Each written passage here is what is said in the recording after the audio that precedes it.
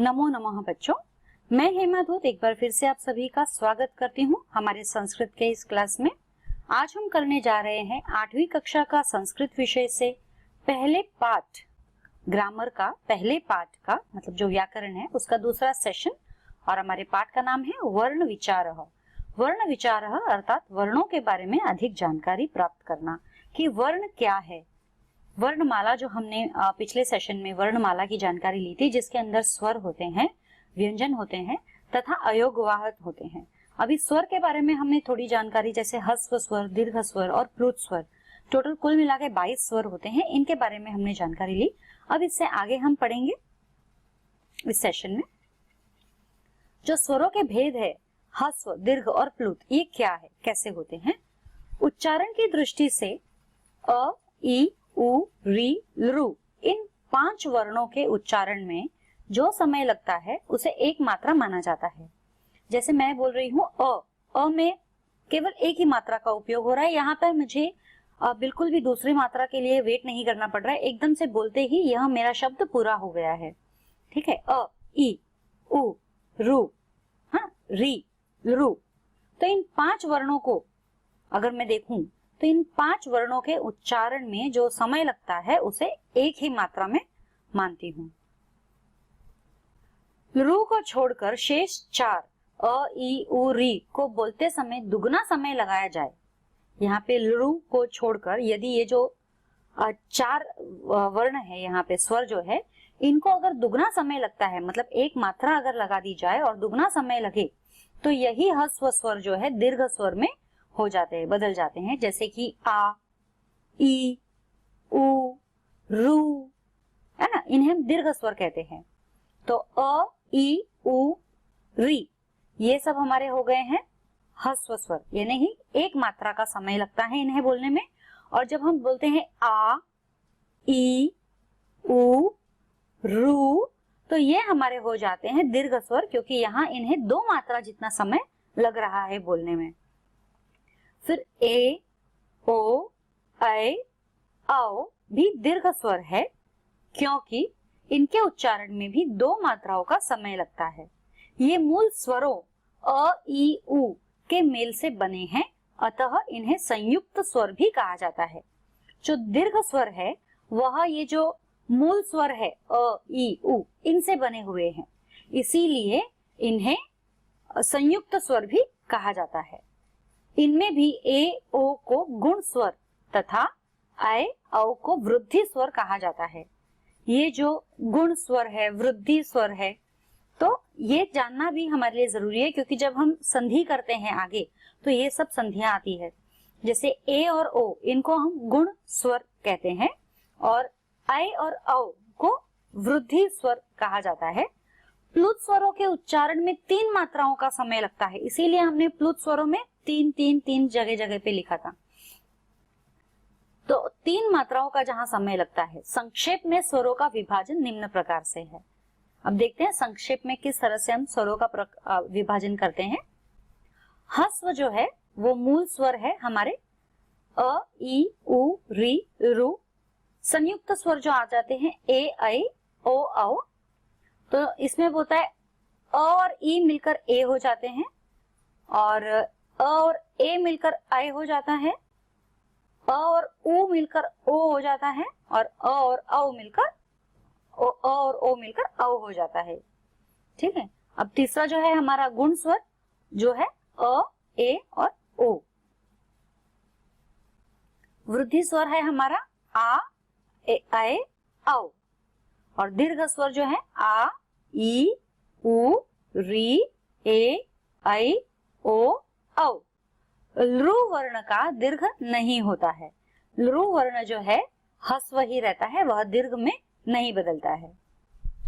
प्लुत स्वर वापस से हमारे, मैंने आपको बताया, जो अ जिसमें 3 की मात्रा लगती है, ई जिसमें 3।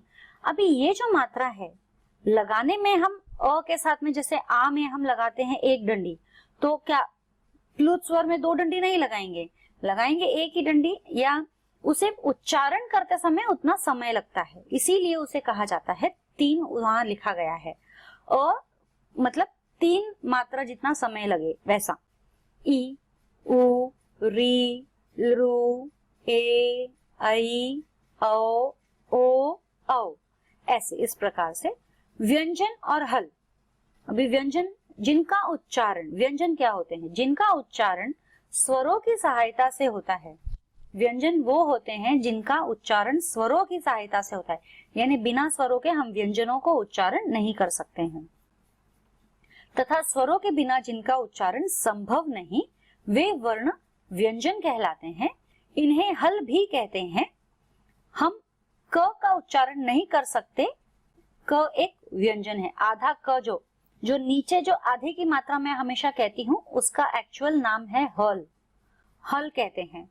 तो यह हल जब तक उसमें अ स्वर नहीं मिलता है, हम क का उच्चारण नहीं कर सकते। क हो जाता है, क मतलब हम गले तक ही वो रह जाता है। तो व्यंजन जो है जब तक उसमें स्वर नहीं जुड़ेगा, वह कंप्लीट व्यंजन नहीं बनता। यदि क का उच्चारण करना हो तो उससे पहले या उसके बाद स्वर का होना आवश्यक है। इस आधार पर हम अक अथवा क दैट इज अ लगाएंगे पहले या बाद में, तो इज इक्वल टू हमको मिल जाएगा क। तो दैट इज हमने ब्रैकेट में इसको बताया है सॉल्व करके, क यानी आधा हल वाला प्लस अ का उच्चारण हम कर सकते हैं और उसे हम कहेंगे क। सामान्यतः छात्र समझते हैं कि क एक व्यंजन है। मैं भी यही समझती थी जब तक मैंने यह सीखा नहीं था कि क एक व्यंजन है। यह उनकी भूल है। तो यह हम सबकी भूल है क को व्यंजन समझने की। उच्चारण की सुविधा के लिए हम क को व्यंजन मानते हैं। उच्चारण की सुविधा के लिए ही हम क को व्यंजन मानते हैं, पर उसमें अ स्वर मिला हुआ है। तो व्यंजन के अनुसार इसका सही रूप है, जिसे हम हल का चिन्ह, जो नीचे देखते हैं आधे की मात्रा इस तरह से की जाती है, लगाकर व्यक्त करते हैं। तो व्यंजन जो है हम हल का चिन्ह लगाकर इस तरह से व्यक्त करते हैं। यदि आप देखोगे, जब हमने चैप्टर स्टार्टिंग में 6th स्टैंडर्ड में 7th स्टैंडर्ड में हम करते हैं, तो वहां पर जो है शब्द आपको संधि करनी रहती है शब्दों की, या शब्द विच्छेद करना रहता है। तो विच्छेद जब करते हैं तब हम ये हल की मात्रा लगाते हैं, या संधि करते हैं तो हल की मात्रा को निकालकर उसमें जो स्वर हम लगा देते हैं। तो अभी हम व्यंजन के भेद जानेंगे। व्यंजन के भेद क्या है? व्यंजन के भेद स्पर्श, अंतःस्थ व ऊष्म, यह 3 भेद है व्यंजन के। सबसे पहले मैं करने जा रही हूं स्पर्श। स्पर्श में टोटल 5 कैटेगरी है। 5 कैटेगरी में जो पहला लाइन है हमारा क ख ग घ ड़, इसको हम बोलते हैं क वर्ग, क्योंकि क की लाइन में क ख ग घ ड़, ठीक है, और ये कुल मिलाकर है 5। दूसरा है च छ ज झ न्य, इसे हम च वर्ग कहते हैं। च से शुरुआत होती है इस लाइन की। ये भी च वर्ग जो है कुल मिलाकर जो है 5 है। तीसरा है हमारा ट ठ ड ढ ण, ये है हमारा ट वर्ग, और इसे भी यह भी है कुल मिलाकर हमारे 5। तो स्पर्श अभी तक टोटल हो गए हैं हमारे 15। क वर्ग, च वर्ग, ट वर्ग। अब आगे त थ द ध न, यह है हमारा त वर्ग। त में भी कुल मिलाकर है 5। फिर दूसरा है प फ ब भ म, यह है हमारा प वर्ग, जिसमें भी कुल मिला के हो जाते हैं 5।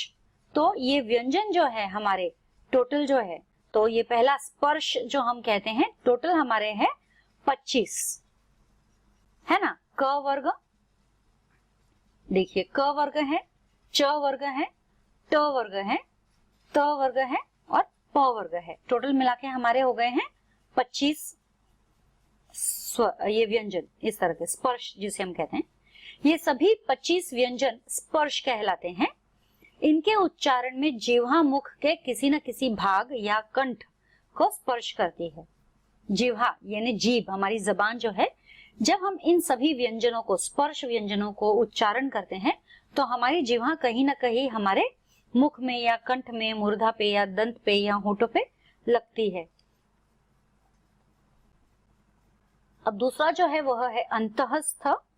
अंतःस्थ में हमारा आता है य र ल व, इसमें है 4।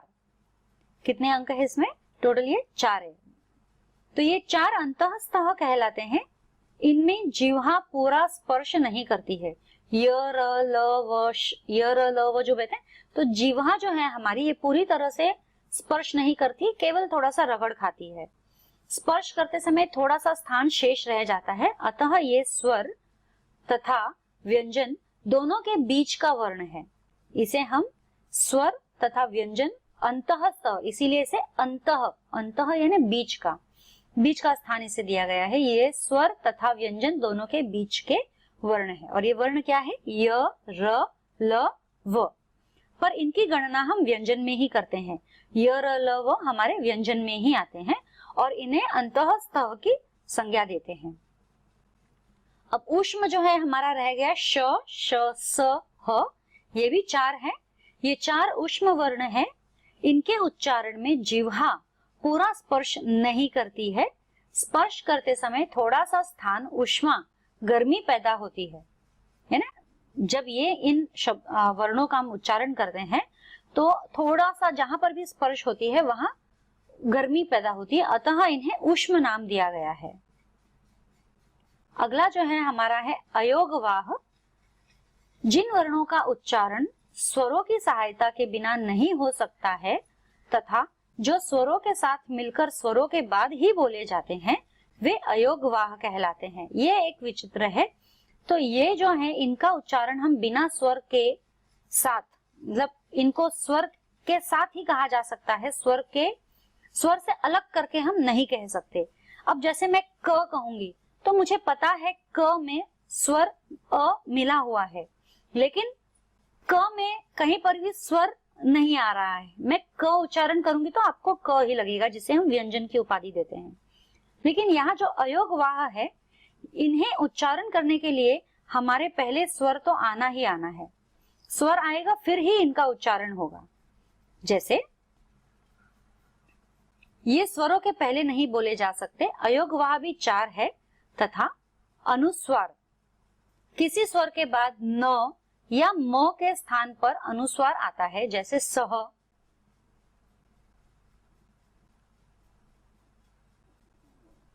फलम खादती, जैसे सह फलम खादती। तो सह फलम खादती, तो ल के ऊपर आप देखिए एक डॉट डाली गई है, बिंदी डाली गई है, वह है आपकी जिसे हम अनुस्वार कहते हैं। अब है विसर्ग। विसर्ग में जो लास्ट में अह हम कहते हैं, 2 बिंदी रहती है। विसर्ग का प्रयोग किसी स्वर के बाद होता है। इसके उच्चारण में ह की ध्वनि, जब हम कहते हैं ना, इसे उच्चारण करते हैं तो ह की ध्वनि पैदा होती है, जैसे रामः, हरिः इत्यादि। जिह्वामूलीय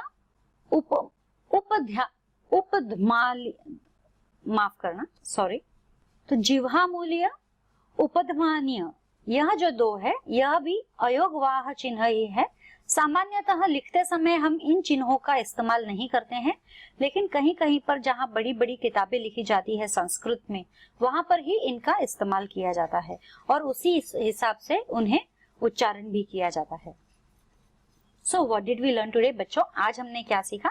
आज हमने इस पाठ के दूसरे सेशन में यहाँ पर स्वर वर्ण विचार जो है इसको पूरी तरह से कंप्लीट किया है। इसमें हमने स्वरों के बारे में भी अधिक जानकारी प्राप्त की, उसके बाद में वर्णों के बारे में भी अधिक जानकारी प्राप्त की, वर्णों के कितने भेद होते हैं और वे भेद क्या क्या होते हैं और किस तरह से इनका उच्चारण किया जाता है आदि हमने इस पाठ के द्वारा जानकारी हासिल की है। आज के लिए इतना ही बच्चों, अगले सेशन में फिर मिलेंगे अगले चैप्टर के साथ में। तब तक के लिए धन्यवाद।